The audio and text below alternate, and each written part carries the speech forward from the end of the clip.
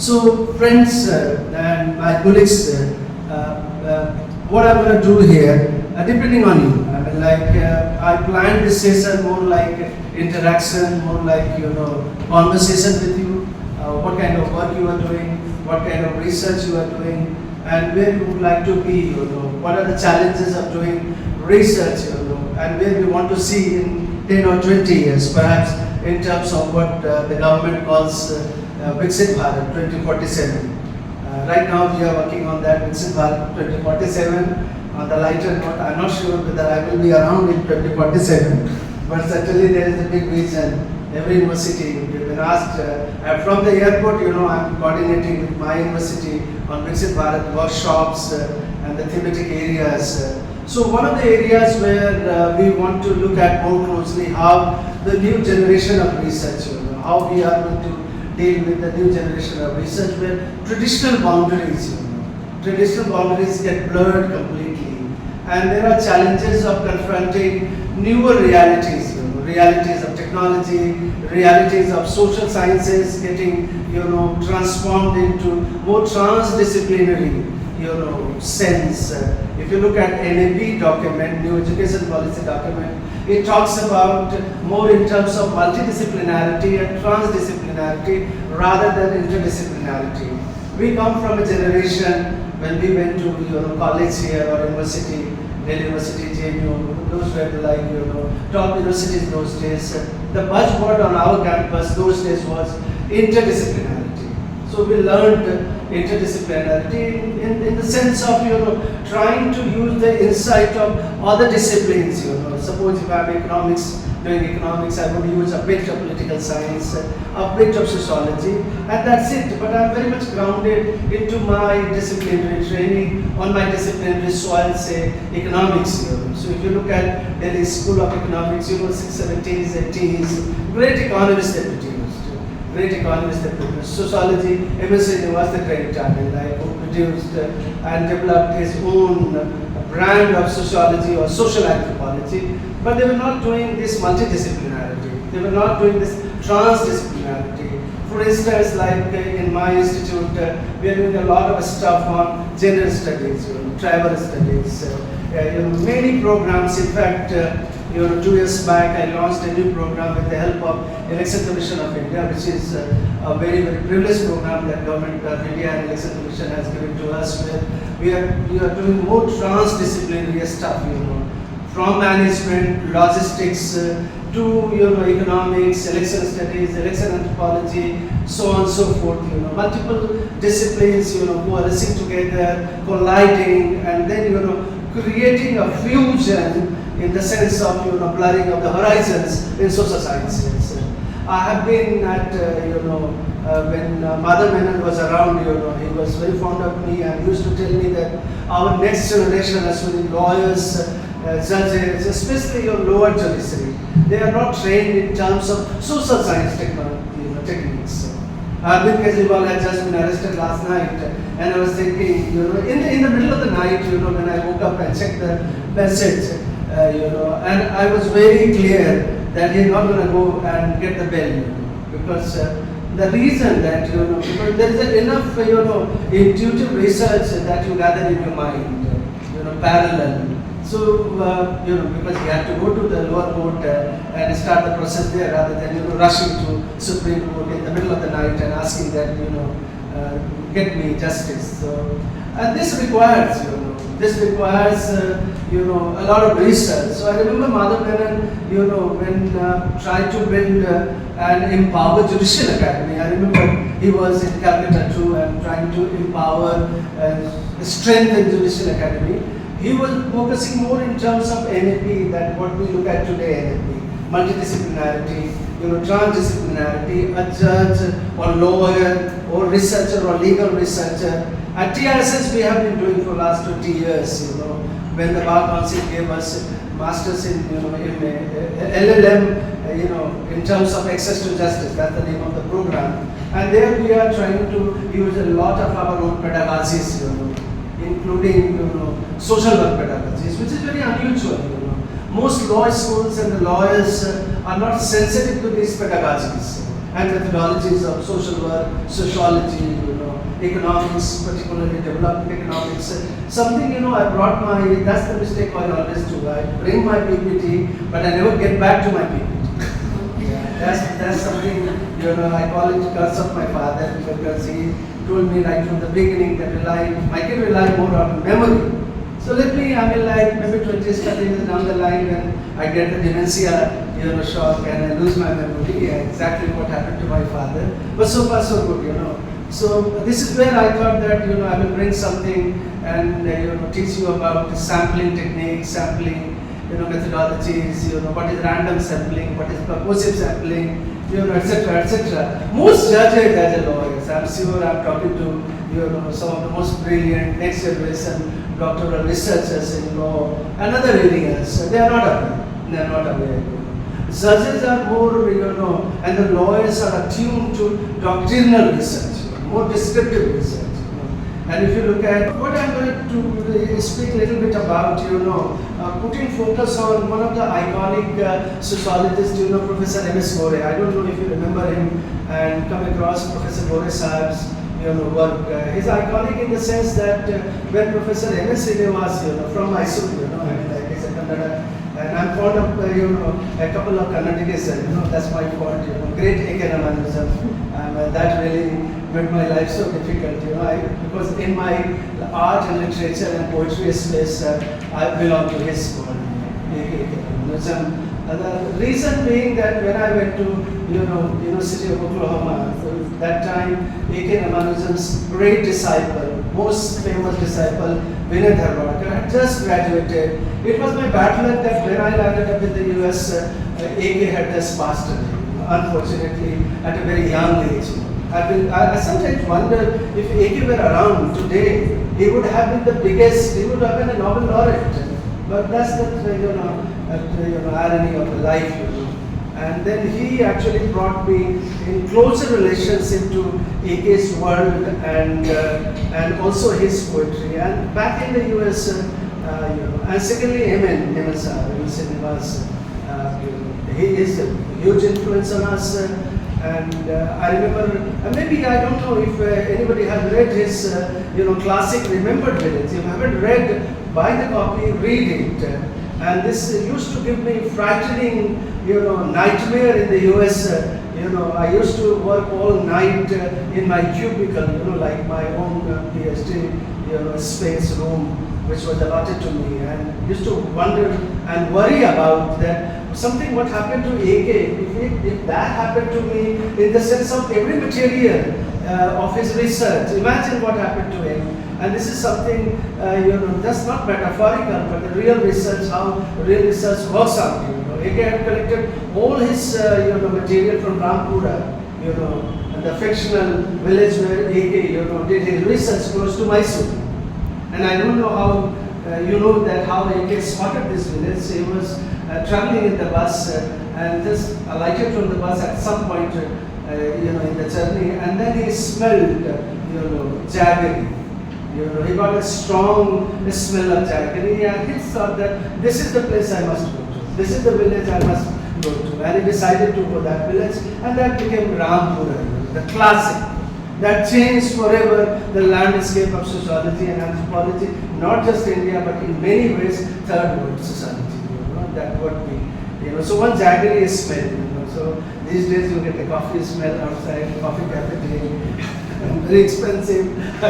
Yeah. So that's A.K. And then A.K. collected all his material, came back, and and in his cubicle put everything. And one night, unfortunately, short circuit happened. All the material got gutted out completely.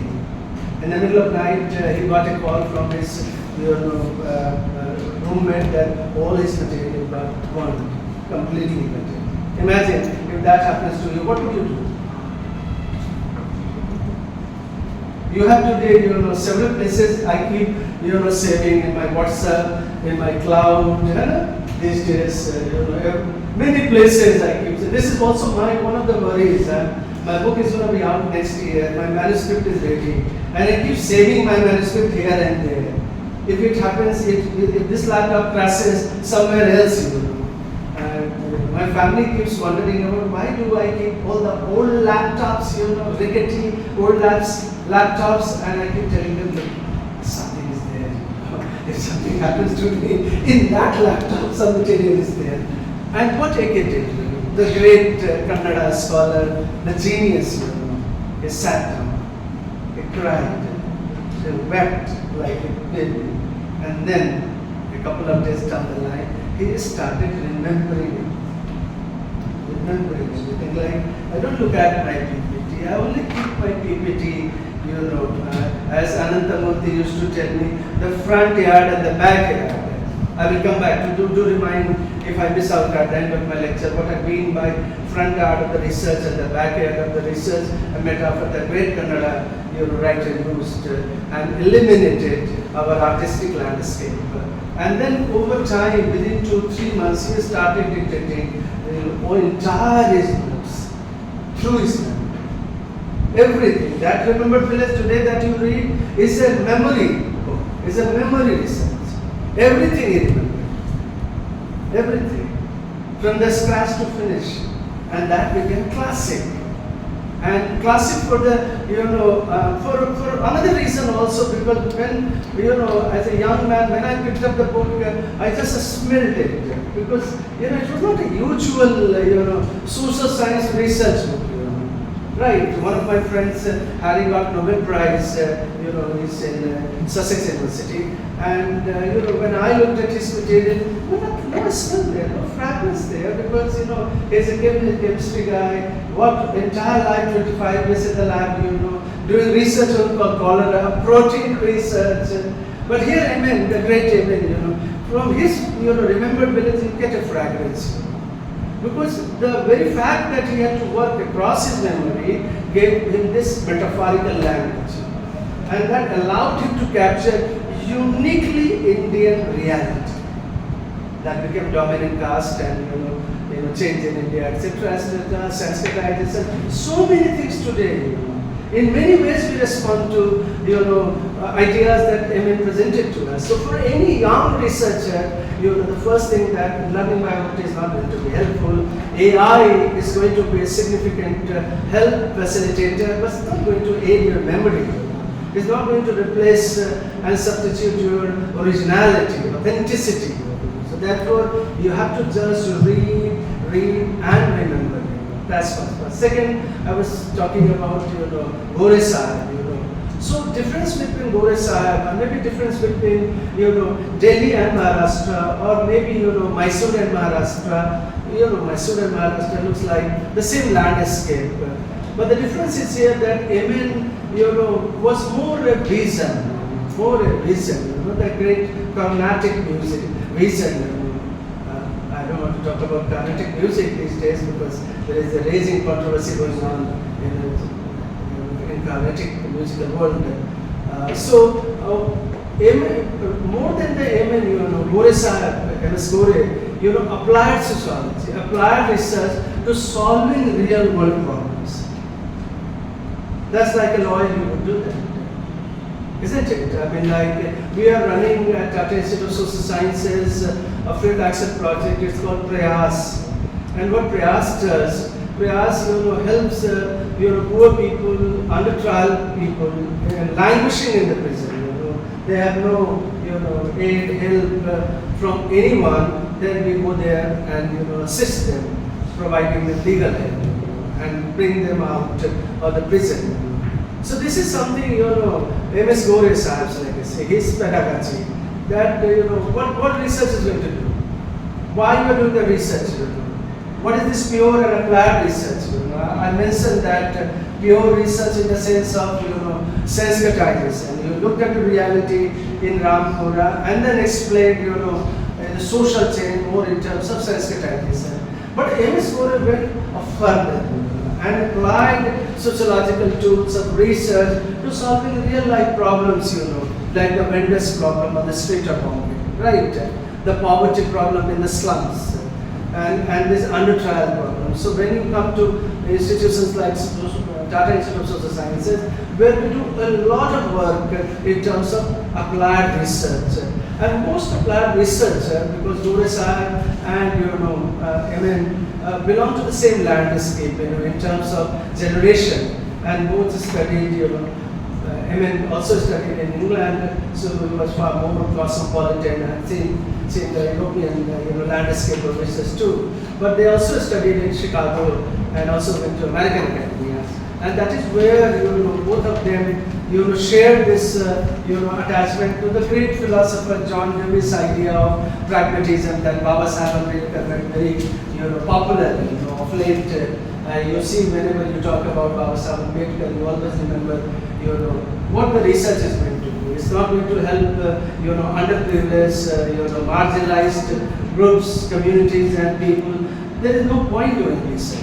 That I think the vision of judicial academy, and also that others used to tell that ultimately the legal research should be empowering those who are marginalized. That's something the whole pedagogy is coming from this distinction from. Also, very briefly.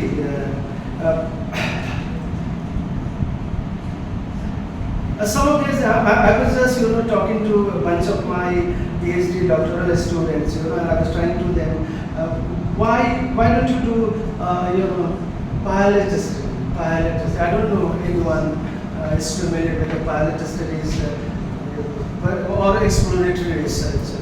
We go straight into research.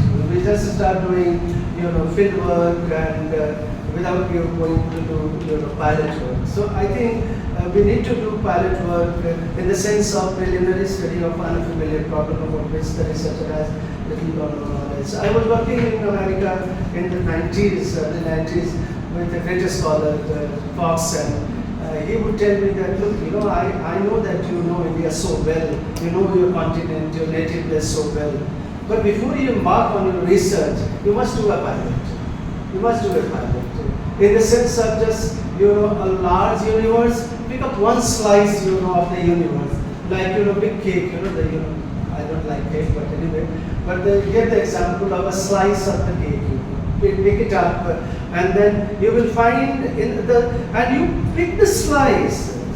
It's a very culinary example, and I will come back and tell you about these two other examples. Pick the slice in a sense that it contains all the ingredients of that cake. That is the best methodology. Check it out. If that slice of the universe, in the micro, and mini universe, if you don't have all the population characteristics or demographic characteristics, that slice is bad. That's the first lesson for a young researcher. Right? Today, you can just see with 30, 40 years of your experience, the large universe, and you can just put your finger and you can get a feel of, universe. But when you are a young researcher, and when you are doing what they call fashionably exploratory research, which I am looking at more in terms of the pilot study, pick it up. And then there are two methodologies. The one methodology is very popular of late because of ChatGPT and AI technologies, fast food. I mean, like in my days of America, fast food was very popular. McDonald era.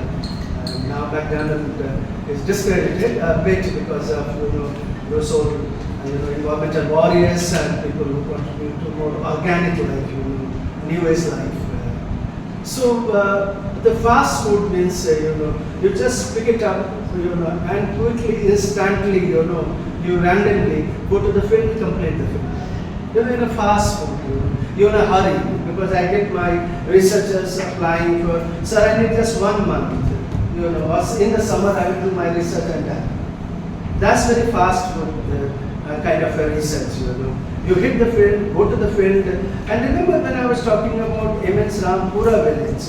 If you remember participant observation methodology, I haven't come across, barring few, a couple of them from law and other disciplines, doing any participant observation research. Means like stay in the village for a year or two. Stay there. They don't stay even in urban slums. We take a bus, go there, come back, 5-7 hours, done. But Raman, the ML stayed there. And he made it very popular and a powerful methodology of participant observation. He stayed actually with a family, and learned the local language and the rituals, the lifestyle and everything, the seasons, You come to, I call it, tourism research. People from all over the world come to see Dharavi, take me to the slum. It is a fast food methodology that what Cox taught me. The other is, what is called fine cuisine dining. Cuisine dining. Over 6-7 courses. Like your granny next, sit down and have, I call it, thali. The thali system.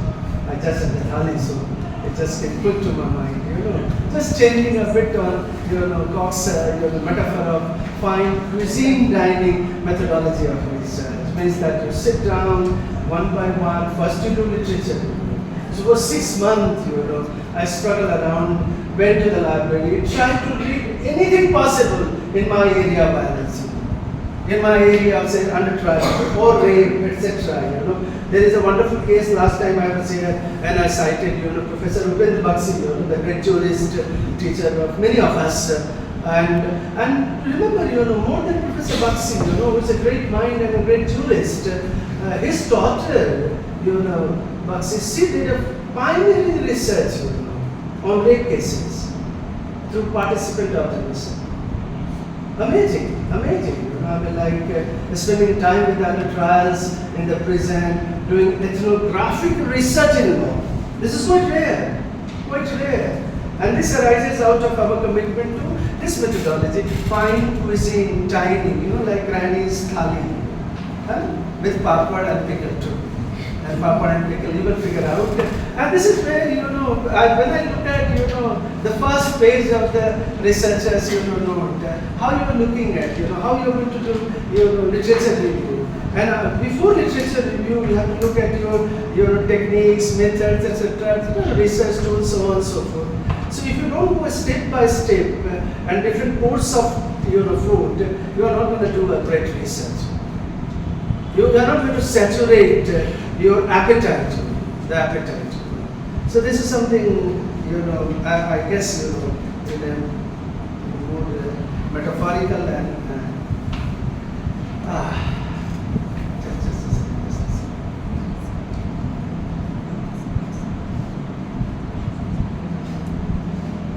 also, I call it diagnostic study. A lot of, say students and researchers, come with a lot of ideas. So I can do this, X, Y, Z. There are so many ideas in my mind. But before you reach, I want to do something very concrete, say like, welfare programs. I do a lot of work around welfare programs. Of late, I'm doing a lot of elections work, I'm doing a lot of development economics work, and including, like AI, data analytics of late, I'm doing a lot of such stuff too. But before I, put my finger on anything, I like to do a diagnostic analysis. How it looks like, how it is to be, what is happening, and what can be done. Diagnostic analysis. Just identify a problem. Migrant, my new book is out, last year, Mobility and Migrant and Citizenship in India, and I'm now being quoted in many places about my research on migrant, and especially inclusive citizenship, including, its voting rights. And I figured out, through my small little work, like I live in a place, Bombay, and South Bombay, where, they're so notorious in that country. Because their constituency, the South Bombay constituency, voting is only 34-36%. Imagine. On any demographic and democratic framework, Bombay, South Bombay, most rates, educated, privileged, voting 34-36%. Why? And cut to, in like, village part of Maharashtra, 82%, 84%, 56% people are voting. So what is it? What explains? There are, a number of studies before I came in, and they were like, looking at, I'm sure that you know it as a young person in the city, it's called urban empathy. urban apathy. In fact, in Viksit Bharat, the Prime Minister's vision for 2047, he speaks about, talks about, developing India, empowering India, where the youth becomes, truly great citizen of his place and also the world citizen. But that's not going to happen if there is what they call urban apathy. So that was a dominant, conventional idea of urban apathy. I'm just going to give this example, and I hope this will be enough for you to enter into a world. See, research, if you think that you are coming and telling me something new, is a false idea. There is always something that has happened before you came. So don't think that you are going to come and tell me that, sir, it's not like, inventing, in science, even in science, what we call paradigm shift.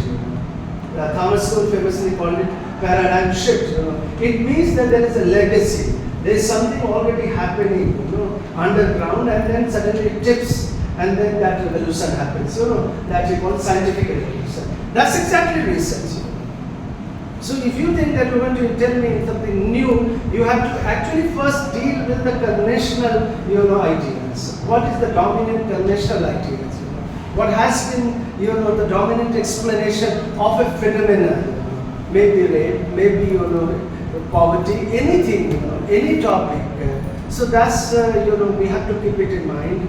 And that is where, when I started looking at this data, I started looking around also, seeing that in a John Dewey style, Medgarite style, what explains low percentage of voting in a place like, South Bombay? Why?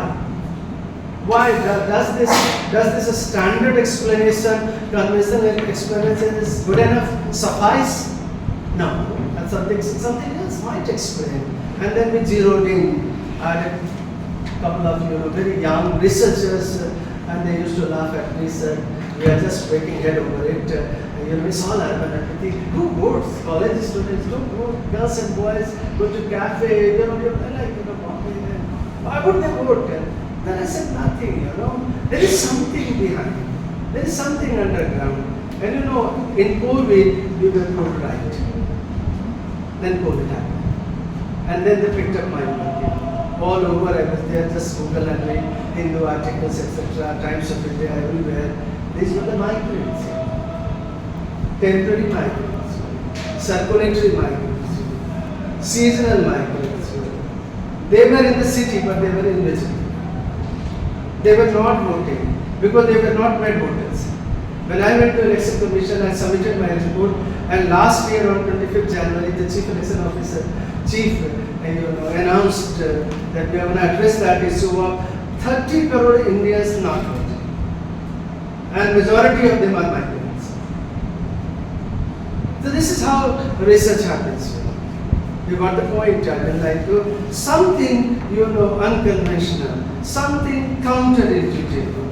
And you have to struggle with that. You have to go around that reality and see that whether I'm making sense or not. It will only happen when you sit down, have Granny's thali. When you start picking up everything and realize, no, I think if I just mechanically follow a literature review, I will say the same thing of urban apathy, youth apathy. I will invest into that, resource, and nothing happens. Won't happen. And one simple little work, I did with the Election Commission 10 years back, and Mr. Jaidi was the chief election chief was. And he was, in fact, he wrote in my book, when Ashwani walked into the office, we all looked at him with surprise that what he is saying is not making any sense because, we already know the answer. We have to really, popularize voting on university campus, school campus, college campus. Young people will start voting, and urban apathy over. But then we got around and gave this report based on our research, based on a sample, what I call a slice of life we picked up, a small slice of life picked up, and showed it with the help of the data and evidence. So I had evidence, and I just showed evidence that, in places, where the voting is happening, between 76 to 86% of migrants on a construction site have never ever voted. Just go around the city, in Bangalore, in Chennai, in Mumbai. The whole city is being dug out and a new city is being built. Who are these laborers? Who are these workers? They were seen in COVID walking back, on foot. Millions of them. And that is where, Election Commission looked at our research and said that, oh my God, this is 30 crore people are contributing, almost.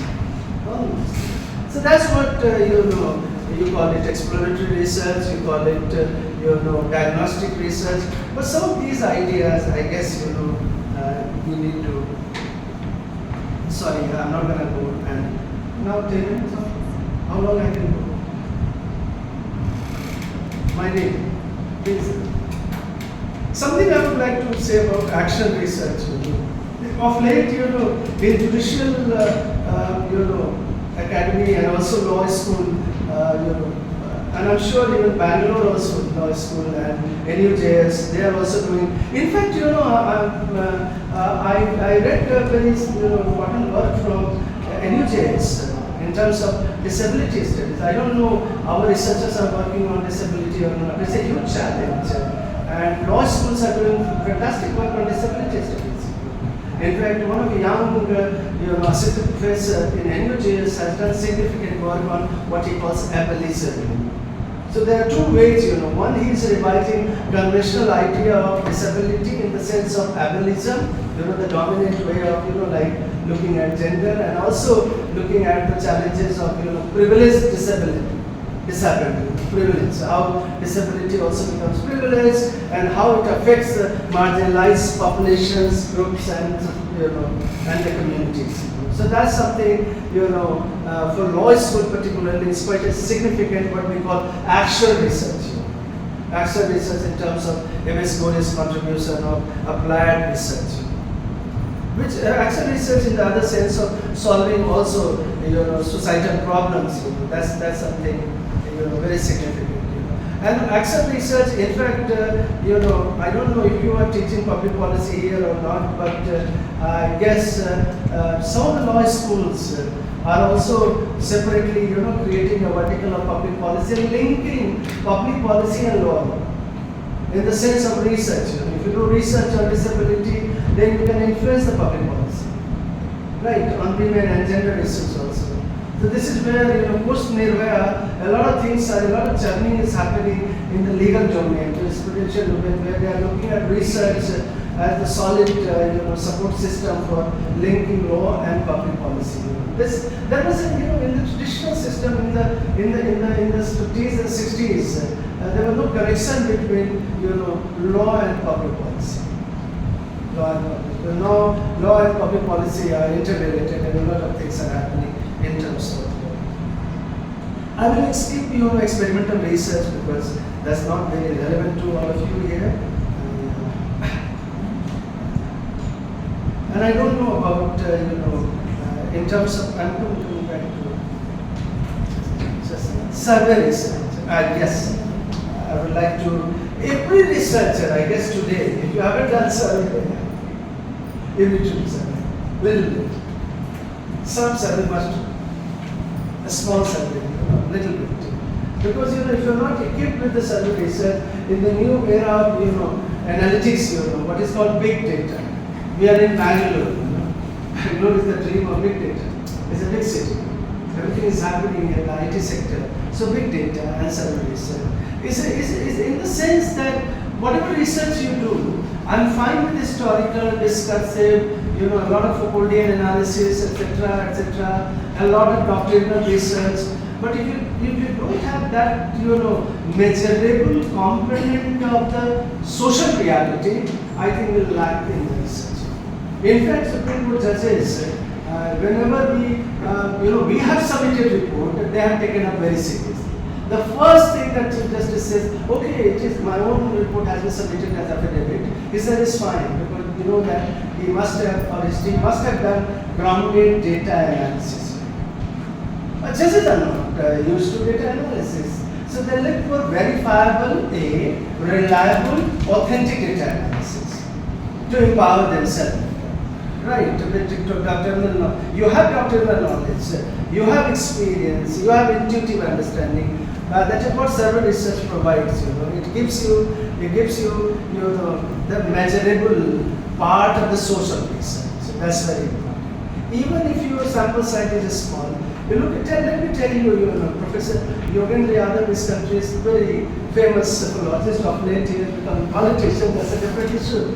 But Yogendra used to tell that India is such an amazing land where doing survey research is so difficult and fraught with so many challenges. Look at our diversity in America. I mean, like like Chicago and Michigan, there are two great schools for survey research. Was easy to do because of not that great diversity that we experience here. From here to northeast, when you go to Nagaland and Manipur, your survey research fails because the reality is completely different, communities are different, languages are different, landscapes are different, the history is different, geography is different, everything is different. Despite that, the largest data set of election studies is with CSTS, and the size of the sample is only 100,000. That's it. And today in this election, we are nearly 1 billion voters, 996 almost. I keep counting every day because I have a portal and I keep upgrading. I work with the commission, so I need to be careful about And imagine 1 billion voters I can measure only with 1 lakh sample.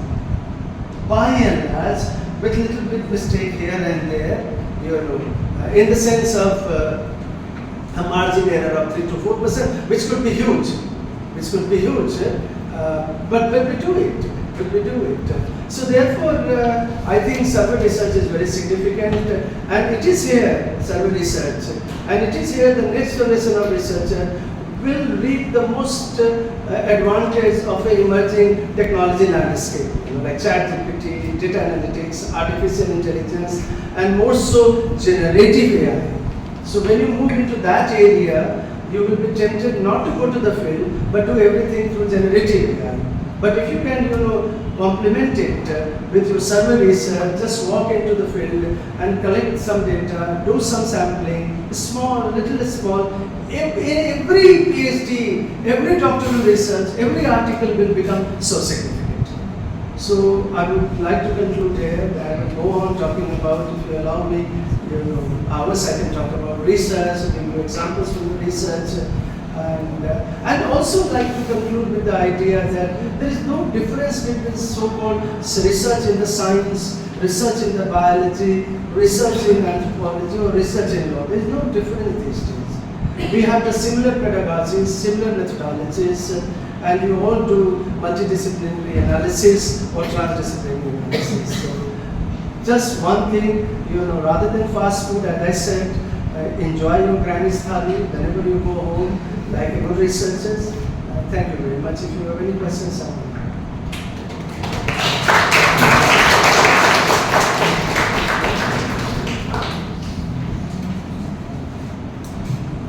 I'm here. Just grab some water. So, please, man, anything, any questions, queries, observation? Sir? Very interesting insights that we got. Thank you. Something wonderful.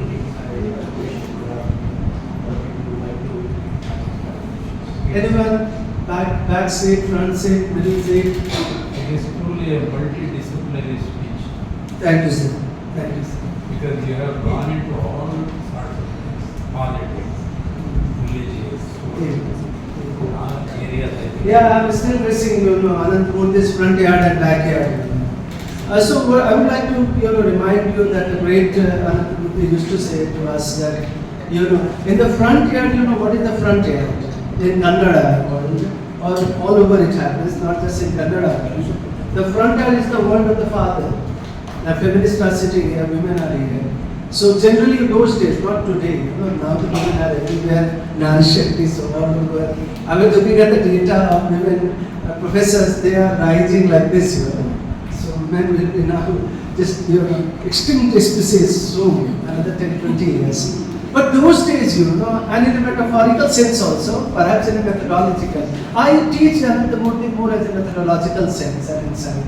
He used to say that my father, belonged to the frontier. Means he spoke English, he spoke the language of administration, and he dealt with officers, like those in the frontier. Frontier is also, like the space of dean, director, vice chancellor, the chairperson. This is the frontier. So what is the backyard? And he used to say the backyard belonged to my mother, my granny, the backyard, where the women's space, they will quarrel, gossip in the village, and they will speak not in just one language, multilingual, because there are many communities, upper, lower, middling, in a very gregarious, gossipy way, interacting, and then talking to each other. That's the backyard. What he meant by the backyard is the most authentic space. And for a researcher, I live in Mumbai, you live in Mysore, you live in Bangalore. If you just come to library, that's your front yard, you're gone, you're finished. Your research will just become, stale after a year or two. Nobody is interested. But when you go to the backyard, means wherever neighborhood you are living, that's called the neighborhood research in Chicago, New York. You will go to the neighborhood, where the Africans, migrants, diasporic population live, and spend time with them, try to learn them. Downtown approach, downtown in America. That's where the, what they call the backyard. People are speaking different languages, different ideas, different experiences. And in fact, I used to do Jonathan Curran's book, The Savage America, where I used to look at schools where only the blacks would study. Decrepit, dilapidated schools, nothing is happening. You would see and imagine that only crime is flourishing there. That is where a great research happens. That's the backyard, not the frontier. And if you can combine both, frontier and the backyard, you become great academic.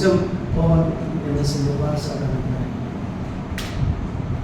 that's what I meant. My lecture was centered and structured around this frontier and backyard of research, in the true sense of multidisciplinary. Sir.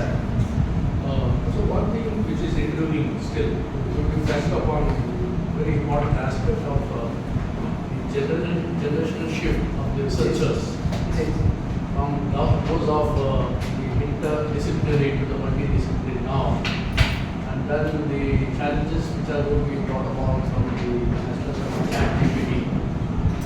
Particularly, I think the researchers will have, and the researchers community will have a lot of things to shift the focus. Either you use chatting GPT as a useful tool, or otherwise it has its own set of drawbacks, because you said to some extent that you are allowing too many academic institutions. So when it comes to researchers, there has to be a fine thin line, which differentiates between using the chat GPT for a constructive purpose, or would it be a constricting purpose. I don't know how this will be handled. Too early, because as you are rightly aware now, chat GPT. I agree with you. I mean, like when I go to USA, of late, I don't know to what extent it's true in social sciences, but in the sciences, in the labs, professors and researchers are being replaced by robots. So there is a new generation of robotic research in the high, like the electric car making, or the Tesla. I drove Tesla myself. Imagine. I'm saying I'm using a bad grammar. I drove Tesla, no. Tesla drove me. That's experience, 30 years back when I bought my first car as a PhD student, I was poor PhD scholarship student.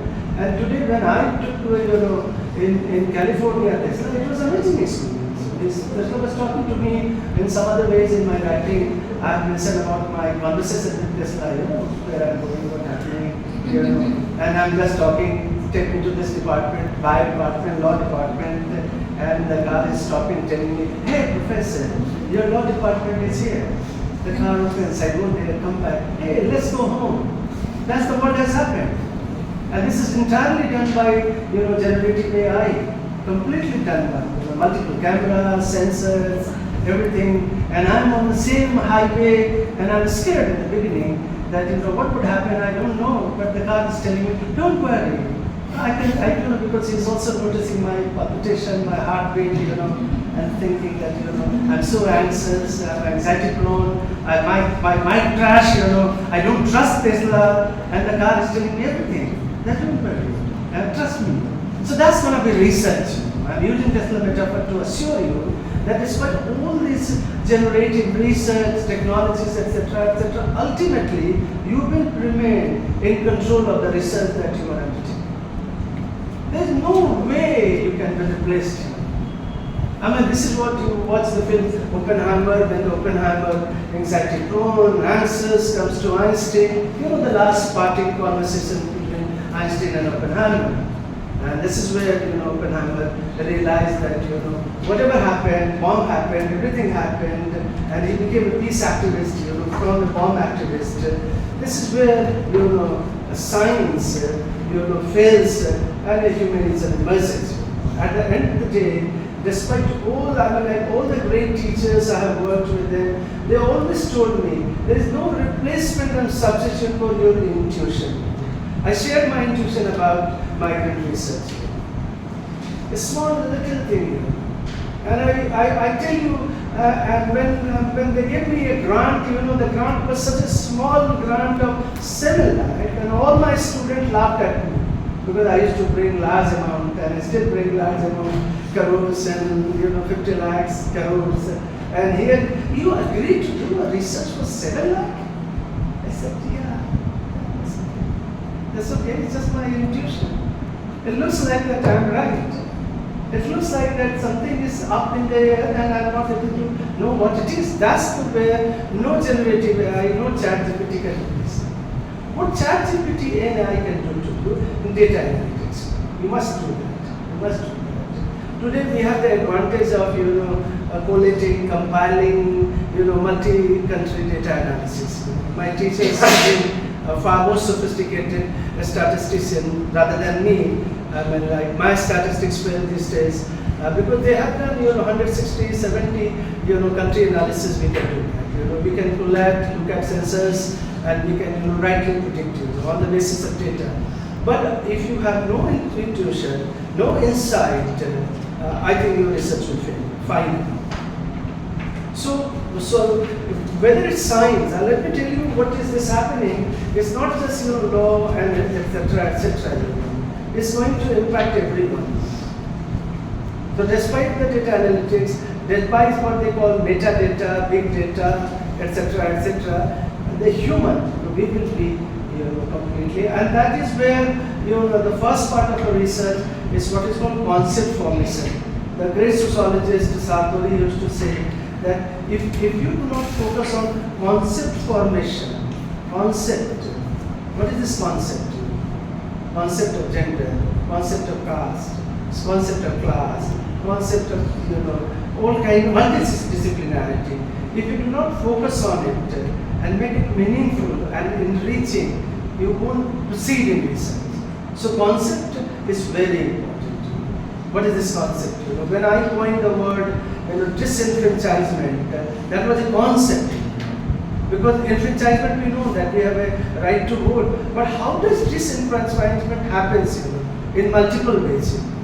Baba Saheb Ambedkar in 1949 giving ourselves to the Constitution reminded all of us today we are free and independent. Everyone gets one vote is equal to everyone. Everyone gets that power. But there are social contradictions.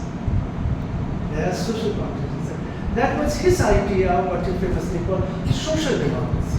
The real and genuine social democracy. That's the concept. Based on that concept today, that's the test. On that test, we apply to all our welfare programs, right to food, right to work, ICTS. There has to be that test, on the basis of that concept. That cannot be replaced by ChatGPT or artificial intelligence. Any other questions? I say something. That's unfair. The researchers should be curious. Let me tell you. And you know, I know that when I go out and over coffee and tea, they will just mob you. And there is curiosity. I know, sitting on the back and listening and being curious. The first thing is about curious, being curious. Being curious. The worst thing that happens in research is that we mindlessly go into the research, and we start, I don't know how you are writing your literature review. When literature review comes to me in a summary statement, A said this, B said C, D said E, and E said A. That's not the literature review. Literature review is just like MS in the world. Smell the jargon, think about seasons, think about granny's stories, think about, those memories, there has to be what I call mimetic material, memory material. If you have that memory material of discrimination experience, empowerment experience, one woman I met at the airport in flying, aircraft, imagine her experience, her first time flying a woman. That is your research, mimetic experience. And she herself is a great example, right? So these are the stories. These are the way we can do great research. And also you need to, finally I would remind you, practice your language. Whatever language, Kannada, Tamil, Telugu, any language. Don't be afraid of, constructing your own language. That doesn't mean I'm saying in terms of any nominal language, any notional language. Means that your research, I pick up your book and I know that this is her language. This is what she says. That's at the end is a great research. Thank you, sir.